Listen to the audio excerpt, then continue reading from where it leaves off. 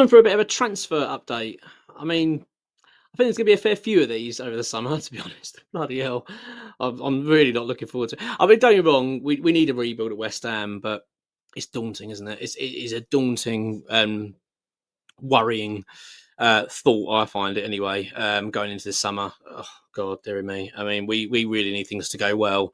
And West Ham and do it going well they don't really marry those things very often, do they? So, I'm a little bit anxious to say the least. But anyway, we've got a bit of an update from ExWHUEmployee on a few little bits and pieces. So I want to just quickly talk about that. The first one being CJ Egan-Riley of Burnley, the 22-year-old defender. Now, we talked about him before, so it's not a new subject. But the update is that talks are progressing and they are, I wouldn't say advanced because that's very misleading. I wouldn't say they're advanced, but they certainly feel like they are progressing. We are having talks with him, but Burnley really want to keep the player. Burnley are, which is understandable, eager to keep him. He's obviously been at the club, and he come from Man City. He's worked his way into gone to Burnley, done very, very well. He's part of that Burnley side. Of course, they've got promoted now, so they're playing Premier League football next season. But they conceded 15 goals. 15 goals in 45 games. My God, we do that in a month. Do you know what I mean? Jesus Christ. Oh, well. A couple of games, West Ham. But, so unbelievable record. Scott Parker's done a fantastic job there. Remarkable. So, fair play to him. But he's out of contract. He's out of contract at the end of the season. And he's not committing his future to Burnley. Obviously, now with Premier League promotion, it doesn't help us because that gives them a bit of a hand because they can now, sell in Premier League football and you're going to be a main player. And of course, he's settled. He's doing very well there. So there's obviously I'm sure there will be a temptation there from him to stay at Burnley, which is understandable. However, and this is going to be, I don't know if I can really say this now. I was going to say West Ham being an established Premier League team and London as well, it'd be more attractive proposition. But bloody hell, I don't know if he'd be looking at the table this season. I hope he had been watching much of West Ham. But jokes aside, Burnley and West Ham, you'd like to think West Ham have got more pull than Burnley. As I say, no disrespect to them. So we are having talks of the player, and they are moving forward. So it could well be that we are able to get him in as a free transfer this summer.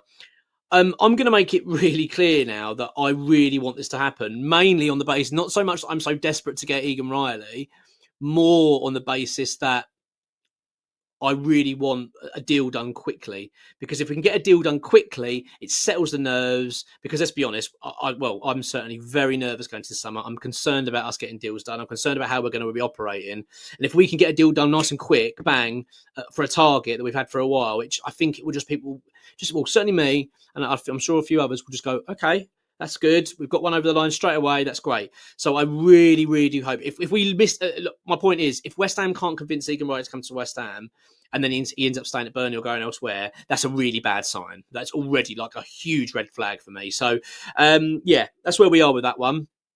There also is talk that we are interested in Josh Brownhill, their captain. Again, he's in the same position. So he is available. He's 28 years old, though, so he's not sort of fitting the criteria of what we're expecting our younger players. But Burnley captain, I'm sure could do a good job at West Ham. But again, available on a free transfer now. But as far as I understand it, when questioning that was a case of, where is interest, but that's not the priority. Egan-Riley is the priority in terms of Burnley. So there is an interest in Brownhill, but it's mainly on Egan-Riley at the moment. So that's where we are with that at the moment. A couple of bits I want to quickly mention as well is on Tomas Soucek. So Tomas Soucek is, as we know, a big target for Everton. David Moyes has made him the number one target, as far as I understand it. They're talking about £15 million being the number that they're going to put forward, Everton, sign the player. Now, as far as we understand it, Tomas Soucek doesn't want to leave. He actually wants to sign a new deal at West Ham. He's very settled in London, very happy with the club. Let's be honest, we all love Tom. He's I know he's been frustrating at times over the years, but he's also, a massive part of West Ham now, isn't he? And wears that shirt with pride. And let's be honest, still an important player for West Ham. It's basically, from what X has updated, it's down to Graham Potter and what he wants to do. I'm a little bit unsure with that because, let's be honest, it's hard to say because Potter seems to be playing Soucek less, not seeing him play that much under him. And there's, you get that feeling. I mean, there was the other day as well when Bowen came off the pitch, he was subbed off, and he had to obviously hand the captain's armbag to somebody. Now, I should remember this top of my head, but I don't know who he actually handed it to. But it wasn't Soucek. Soucek's known as the vice captain, but he didn't give it to him. So I don't know what's going on there. So that gives the indication to me that Soucek's leaving. But then, having said that, he then plays him the game after against Brighton. So, and obviously also scored as well. So I get the feeling, this is my gut, I don't think we'll sell Soucek this summer. I get the feeling that Potter will be very aware of the fragile nature, let's say, of this football club at the moment, and the fact we're going into a huge summer, and it's a big risk, a lot of risk of what we're about to do. I mean, I think it's still a risk. I think it'd be more of a risk if we kept the squad. So I'd rather us make changes.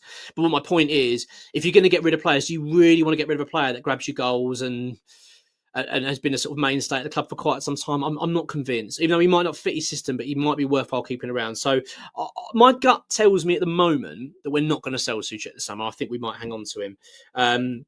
Vladimir Soufal's is going. He's going to be likely to go to Fulham, I think, at this stage. There's no interest, I don't think, from Everton too much for him.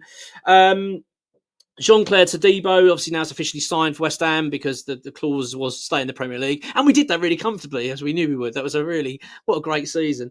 So he stayed. Obviously, he had to play 5 games for West Ham and stay up. So the two things have been ticked. So he's now officially a West Ham player. So West Ham had to pay the £26 million we owe Nice this summer. Towards that. That's what goes into our PSR pot. That's how we negotiated it. Don't buy this, by the way, £35 million, £38 million, whatever it is that's being quoted. We've already paid a big chunk of it already. So, again, I talked about this in a video yesterday about the finances of the club. I don't like what's being reported because it's always misleading. It feels like where fans are being misled about West Ham's finances. But there are big concerns over Todibo, over his fitness. The fact he's struggling to see 90-minute games out. He's been here long enough now and still struggling to see games out.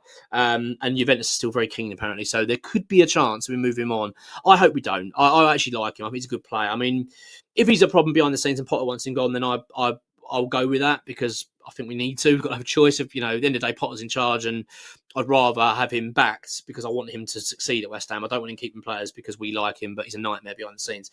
But again, my gut feeling tells me he probably will be here next season. Let's wait and see. But there is obviously an opportunity there to spend that £35 million in total that we spent on the player and then flip him and make probably £5-10 million profit. So there might be a temptation there. That's where we are with him. Another thing I want to touch on is Nicholas Fulkrug. Not necessarily a transfer update, but just a quick update on that. The fallout, he wasn't dropped, by the way, for the Brighton game due to fitness. Due to the fact that he made those comments after the Southampton draw. And that was obviously the suspicion that Potter dropped him as a punishment. That wasn't the case. It was purely to do with fitness. And however, there was a lot of players unhappy apparently with Fulkrug in terms of what he'd said, a few players. But I'm glad. That's what I want to hear. I'm glad he ruffled a few feathers and upset a few. That's apparently what's happened behind the scenes there. So yeah, that's where we are at the moment. Edson Alvarez quickly as well. There's suggestion he might not play for West Ham again. Don't know about that one. It's a suggestion. There's been a big problem there. So apparently there's a back issue, and I'm not convinced there's a back issue. I think it's something's gone on there. He might not play for West Ham again, but I think he will certainly be on his way anyway this summer. So yeah, that's where we are. Egan-Riley, though, that's the main topic at the moment in terms of players coming in. It looks like we are going to be progressing those talks and hopefully getting a deal over the line. As I say, it's a big one. It's more it's not the player, it's the suggestion. We need comfort in knowing West Ham can get deals done and getting targets, achieved. We can get them over the line. So I think it's a big deal. If we miss out on him, that's a really bad sign. But let's wait and see how the weeks fold and what occurs because my God, we need some good news. Until then, anyway, come on your ones.